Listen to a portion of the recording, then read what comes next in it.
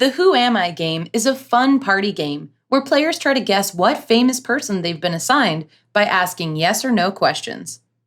To play, gather a group of friends and decide on a category or theme. For example, you could do historical figures, celebrities, or movie characters.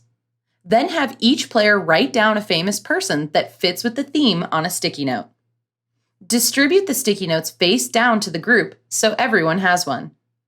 Each player places their sticky note on their forehead without looking at it, so the rest of the group can read what it says, but they can't.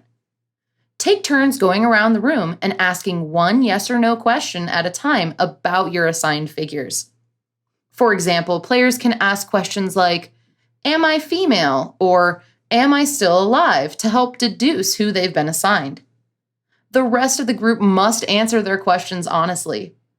When someone thinks they've figured out what famous person they are, they can guess on their turn.